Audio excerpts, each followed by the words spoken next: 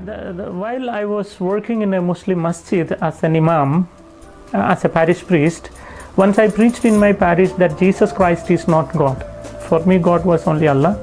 And I believe Allah never married, so no son for Allah. So I preached there that Jesus is not God. Then somebody asked me, who is Jesus? From the crowd. Maybe a Muslim, but he asked me, who is Jesus? I was preaching he is not God. But the question, who is he? To know who is he, I read the entire Quran once again. 114 chapters, 6,666 verses in Quran. When I read it, the name of Prophet Muhammad I found in Quran 4 places, but the name of Jesus I found 25 places. There itself I was little confused. Why Quran giving more preference for Jesus? And second thing, I could not see any woman's name in Quran. Prophet Muhammad's mother name or wife's name or children name, no. In the Quran there is only one woman name I found, Maryam, the mother of Jesus. No other woman name. And in the Holy Quran chapter 3, the name of the chapter is Family of Maryam. And the Holy Quran chapter 19, the name of the chapter itself is Maryam. One chapter is Maryam. So I was very curious to know why this Quran says all these things. About Maryam, Holy Quran chapter 3 verses 34 onwards says that Mary was born without original sin. She never committed any sin in her life. She was ever virgin. Quran chapter 50 verses 23 says that she went to heaven with her physical body. Even the assumption is written in Holy Quran. And then about Jesus, when I read chapter 3 verses 45 to 55 verses, there are 10 points which Quran makes about Jesus. The first thing Quran says Kalimatullah, the Arabic word which means word of God. And the second thing Ruhullah, which means spirit of God. And the third is Isa al-Masih, which means Jesus Christ. So Quran gives the name for Jesus, word of God, spirit of God, Jesus Christ. And then Quran says that Jesus spoke when he was very small, like 2 days old after his birth. He began to speak. Quran says that Jesus created a live bird with mud. He took some mud, formed a bird, when he breathed it into it became a live bird. So I think that he can give life. He gave life to a mud, clay. And then Quran says that Jesus cured a man born blind and a man with leukoderma, leprosy, etc. Continuously Quran says that Jesus gave life to dead people. Jesus went to heaven, he is still alive and he will come again. When I saw all these things in Quran, my thinking was what the Quran says about Muhammad. You know, according to Quran, Prophet Muhammad is not the word of God, not the spirit of God, never spoke when he was 2 days old, never created any bird with mud, never cured any sick people, never raised any dead people. He himself died. And according to Islam, he is not alive and he will not come back. So there is a lot of difference between these two prophets. I don't call Jesus as God, you know. My idea was he's a prophet, but he is a prophet greater than Muhammad. So one day I went to my teacher, the one who taught me 10 years in Arabic college, and I asked him, teacher, how the God created the universe? Then he said, God created the universe through the word. Through the word. Then my question, word is creator or creation? Must clear it. My question, whether the word of God is creator or creation. Quran says Jesus is word of God. If my teacher said the word of God is creator, which means Jesus is creator, then the Muslims must become Christian. Suppose if he said the word is creation, he will be trapped. You know why? He said everything created through the word. Suppose if he said the word is creation, then how the God created the word? Wow. So he cannot say the word is creator, cannot say the word is creation. So he was quite angry. He pushed me out of his room and said, word is not the creator, not the creation. You get out from me, he said. They say the word is creation. They try to prove. They say the word is not the creator, not the creation, but not God. Not God. Not the creator, not the creation. So not God. And not creation also. So they don't equal with God. That's all their problem. So then when he said that, I told my teacher, word is not the creator, not the creation. That is why Christian says word is son of God. Then he told me, if there is a son for God, I must show him the wife of God. Without wife, no chance for having a son. Then I showed a portion from the Quran. Quran says that God can see without eyes. God can talk without tongue.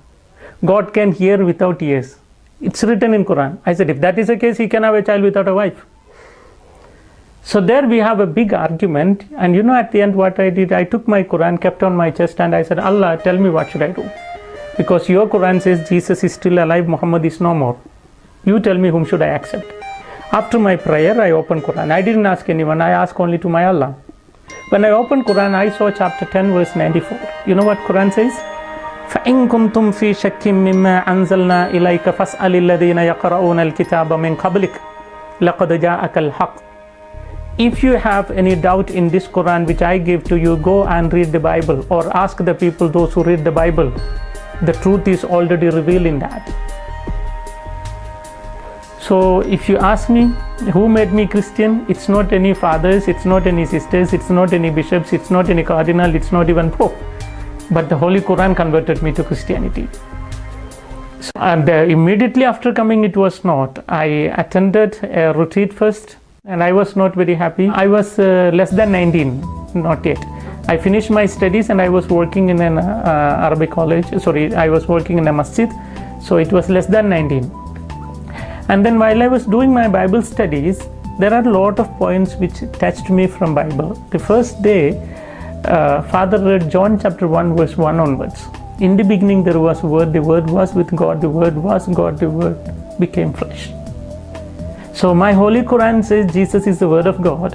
Now the Holy Bible also says Jesus is the Word of God. So I found it both is very similar. And I was happy to know that I need Quran and I need Bible both. You know, I was in a mood like one day become Christian, one day Muslim, one day Christian, you know, I need both. While I was thinking like that, again one more word I heard, that was John chapter 1 verse 12. Such a lovely word for me, because it's written in Bible, if anyone accepts Jesus, Jesus will give them power to become children of God. In all the verses of the Quran, Allah calls the human beings slaves and Allah is master. Master cannot love the slave, slave cannot love the master. I don't like to be called by someone as slave. Quran says you are my slave. But when I heard John chapter 1 verse 12, it says, if you believe in Jesus, Jesus will give you power to become children of God. So immediately I said, I need Jesus because I want to be a child of God. There I began to call my God Daddy. Till then I never knew that I can call God Daddy. You know, Jesus taught the prayer in Aramaic language, Abun Doshmayo, our God who art in heaven. Abun he called. In Arabic language, Abun means our dad. You know, and if you ask me, I cannot express my joy whenever I call my dad, you know, whenever I call God Dad. And whenever I think that the creator of the universe is my dad, I have a kind of joy which I cannot express. It's beyond my, you know, experience cannot explain. Only you can understand by experience. So I really love to call my God Dad. There I decided to accept Jesus. And they did so much, because it is written in Quran more than 18 places to fight with the non-believers, and it is written in some places to kill the one who rejects Islam. So my dad is obeying the law of Quran, so he wants to do something, and within few days they did not give me food or water, and I was dried off, and one day my lift broke and I was trying to lick little blood to wet my throat. Then my brother came and passed urine in my mouth. You know, they said that's punishment for you to believe in Christ. And then after so many days, like without food or water, my stomach became wrong and my entire body became weak, and I became like a bone. Finally I lost even my memory power. I can't even think because no food, no water, so like a dead man. And I don't know how many days, more than 20 days it was there in the room. And one day my dad came to room and he removed my chain, and I was not aware, and he chopped my throat very deep to know is there life in my body. So when he chopped very deep, I couldn't breathe.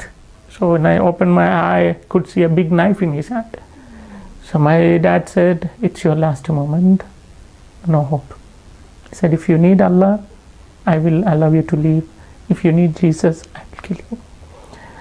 I know that, you know, when I was in the womb itself, all said I will die. But they loved me so much, and they prayed and they got the life.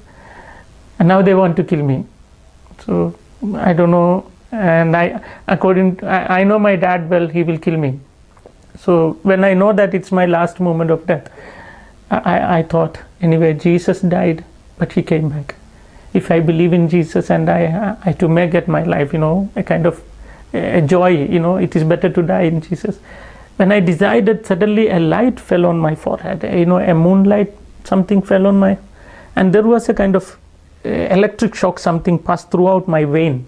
I was so energized, from somewhere the energy flow into my body, and I couldn't control myself. That much energy there was in my bone. I pulled my dad's hand down and I cried out, Jesus! When I cried out, my dad fell on the ground. When he fell, with the knife which he was holding, there was a big wound for his chest. And there was bleeding, and some kind of foam was coming from his mouth, and he was screaming, and all were shocked, my brothers and mom, my sisters, they don't know what's happening. So they thought my dad is already dead, so they took my dad and ran to hospital. When they were running to hospital, they forgot to lock my room from outside. And I was in an energy which I cannot tell you, because I was only born, no food, so many days, more than 20 days, bony, but very energy. So I just came out and wore the dress of my dad, I ran to taxi stand, took a taxi, straight away went to Pota. On the way, the taximan, he was a Christian, so he bought for me some kanji, juice and everything, and he knows my struggle, and he taught me to Pota. And he contacts me even now. He's a very good friend of mine, the taxi driver. So I came to Pota again. That day, really I understood my Jesus is alive even now. When I call him for my need, he saved me. So which means he is present here, even when I am talking to you. So that is my life. Everywhere I know that he is present, because now after my conversion 18 years, I never thought that the Muslims will allow me to live 18 years. And I have even preached in Middle East where the Arabs came, but nothing happened. So which means my Jesus is alive and he is protecting me. And my parents, they did a mock funeral ceremony. You know what it is? It's like outcasting, keeping you out. You know what they did? They made my statue and buried in a grave, and they wrote my birth date and death date. They wrote the original birth date, but the death date, the day when I became Christian, when I took the baptism. So that is the death day for them, and they buried. So in my hometown, I have my own grave. One of my friend, a Christian friend, when he passed that way, he took the photo of that grave and sent it to me. That's how I know that I have a grave. So thereafter, no contact with my sisters, whom I love so much. My mom, I really love her, but no hope. Humanly speaking, no hope. God can touch them within a moment. So I'm praying. And even if they did not accept Christianity, I am always saying, Jesus, please take them to heaven. Where I am, I need them. So that's my prayer always. Because Jesus very clearly said, I am going to my Father's house. John chapter 14 verse 3. I am going to my Father's house. There are so many rooms, and I will arrange a room for you. Then I will come back to take you.